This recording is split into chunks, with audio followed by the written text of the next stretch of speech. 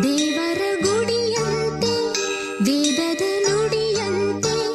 ನಾದದ ಅಲೆಯಂತೆ ಪ್ರೇಮವು ಮೇಘದ ದನಿಯಂತೆ